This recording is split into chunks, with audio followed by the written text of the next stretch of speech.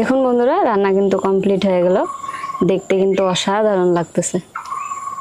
আপনারাও অবশ্যই এভাবে একবার বাড়িতে ট্রাই করবেন।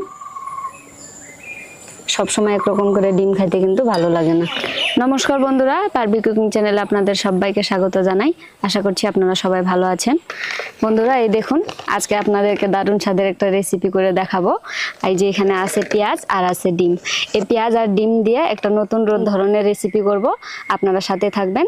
আশা করছি আপনাদেরও ভিডিওটা ভালো লাগবে।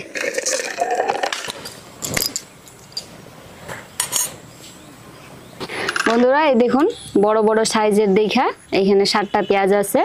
আমার এই রেসিপিটার জন্য কিন্তু এরকম বড় বড় পেঁয়াজই লাগবে। এখন ছুলে নিব আমি পেঁয়াজটা।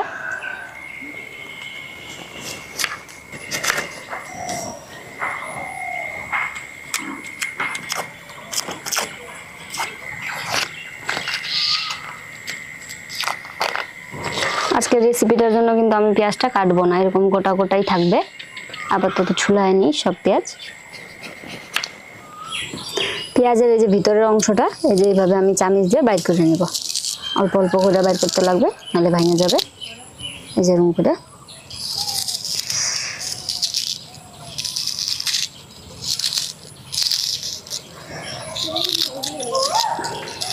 এই যে দেখুন, এরকম করে চামিচ ঘুরিয়ে ঘুরিয়ে আস্তে আস্তে করে এই যে বাইর করতেছি অল্প অল্প করে।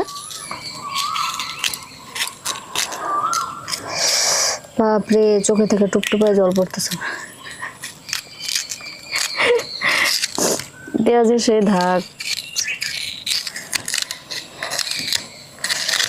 একটু কিন্তু ধৈর্য ধরে বন্ধুরা এইভাবে আস্তে আস্তে কিন্তু বাইর করে নিতে লাগবে, না হলে কিন্তু ভেঙে যাবে পেঁয়াজটা। তাহলে আর এই যে ভিতরে এই যে খোলসের মতন এটা আর হবে না। পেঁয়াজের একটা একটা লেয়ার থাকে। এই যে দেখুন, সুন্দর করে বাইর করে নিচ্ছি। এই যে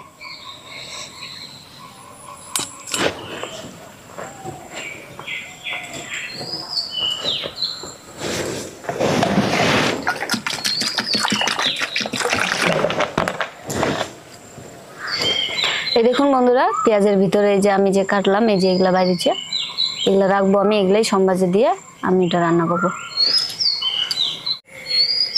এই যে ডিম, এবার আমি ডিম ফাটায় নেব।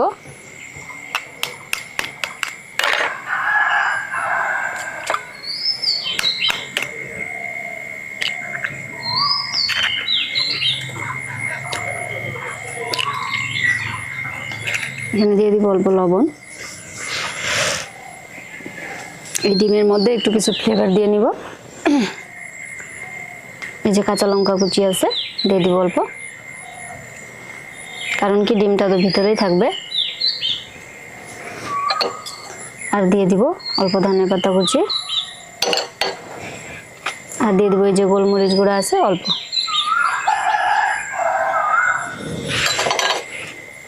দিয়ে দিব এই যে লঙ্কার গুঁড়া আছে অল্প একটু দিব, বেশি না। এখন ভালো করে মিক্স করে নিব।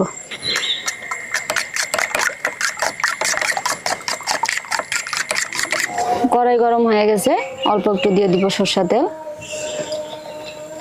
এখন আমি এই যে পেঁয়াজগুলোতে ডিমটা, এই যে ডিমের মিশ্রণটা যে বানায় রাখছি, এটা এখন ঢালে দিব অল্প অল্প করে।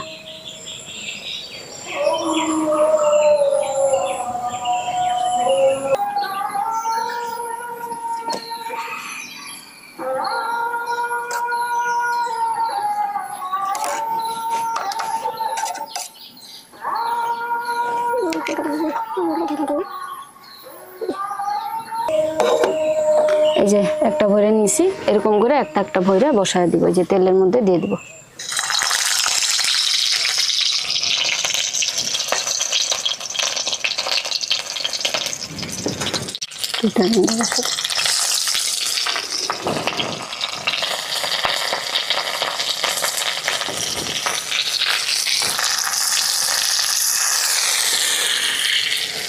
দিয়ে দিছি সব ডিম, এখন ঢাইকে দিব।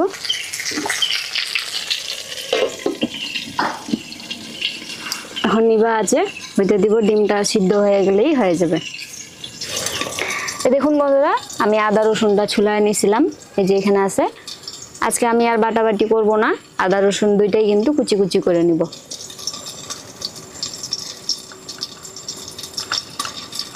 এই যে এইভাবে কুচি কুচি করে নিতেছি একবারে।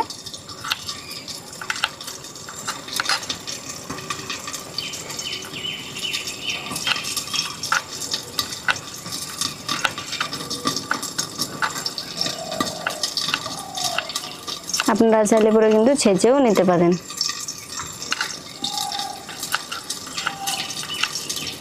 বন্ধুরা 10 মিনিটের মতন ঢাকনা দিয়ে রাখছিলাম। দেখুন এই যে সুন্দর কিন্তু হয়ে গেছে ডিমটা সিদ্ধ। এখন নামায় দিই একটা একটা করে। এই দেখুন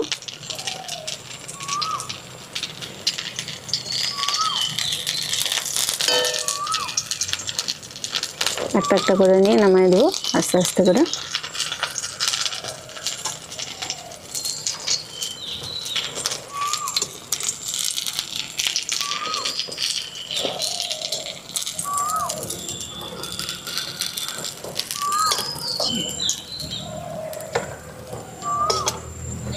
দেখুন বন্ধুরা এই তেলের মধ্যে আর একটু সরষা তেল দিয়ে দিছি আমি। তেলটা এখন গরম হয়ে গেছে।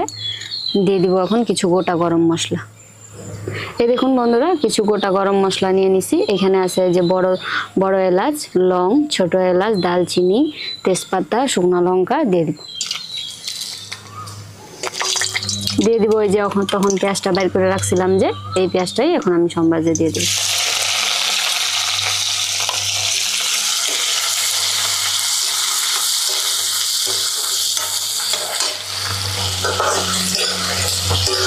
পেঁয়াজটা ভাজা হইতে থাক ততক্ষণ এই যে এখানে গুঁড়া মশলা নিচ্ছি আমি, এটা একটু জলে ভিজিয়ে রাখবো। এখানে আছে এই যে জিরার গুঁড়া, আর এই যে এখানে আছে ধনিয়ার গুঁড়া। আমি এটা অল্প জল দিয়ে দিব যাতে দেওয়ার সময় মশলাটা না পুড়ে যায়।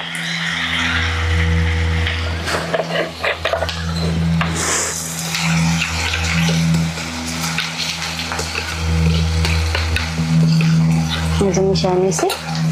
দেখুন বন্ধুরা এখানে আছে অল্প কাঁচা লঙ্কা কুচি দিয়ে দিই, আর দিয়ে দিব যে এখন আদা রসুন কুচি করে রাখছিলাম যে এটা এখন ভালো করে ভেজে নিব।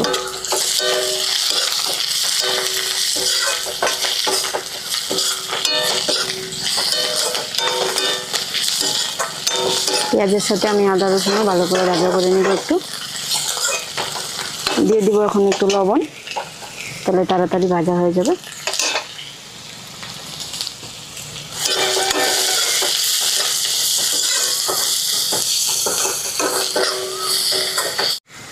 টমেটো যে কুচি কুচি করে রাখছি এটা দিয়ে দিব।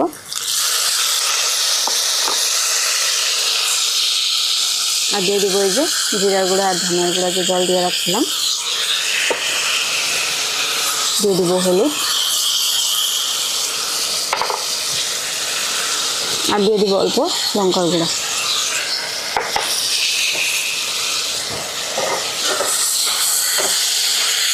এখন ভালো করে নাড়াচাড়া দিয়ে নিব।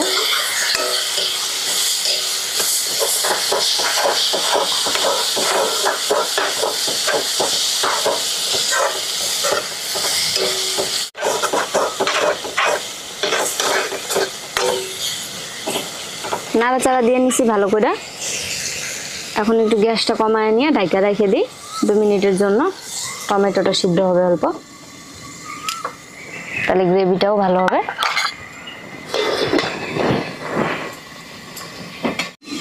ঢাকনা উঠায় দিই। এই যে টমেটোটা কিন্তু সুন্দর সিদ্ধ হয়ে গেছে।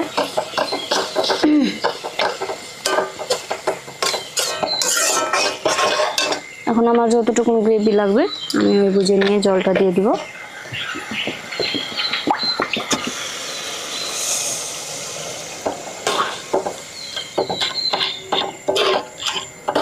অত ঝোল কিন্তু হবে না এই তরকারিটা।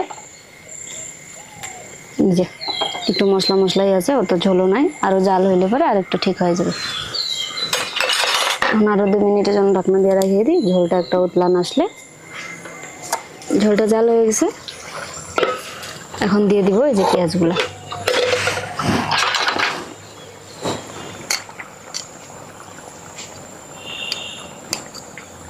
একটা একটা করে আস্তে আস্তে করে দিয়ে দিতেছি।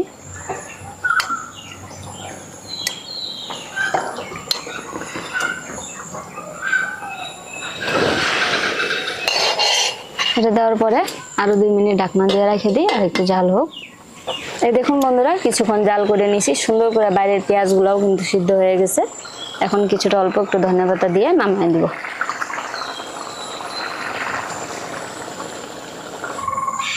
দেখুন বন্ধুরা, রান্না কিন্তু কমপ্লিট হয়ে গেল। দেখতে কিন্তু অসাধারণ লাগতেছে।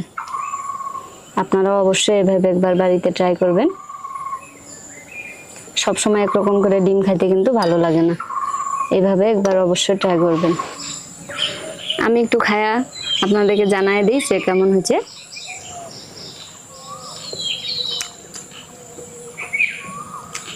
পেঁয়াজটাও কিন্তু সুন্দর সিদ্ধ হয়েছে। এটা কিন্তু রুটি দিয়েও কিন্তু দারুণ লাগবে বন্ধুরা। ভাতের সাথে তো ভালো লাগবেই। গরম গরম ভাতের সাথে যদি এই রেসিপিটা থাকে আর কিন্তু কিছুই লাগবে না।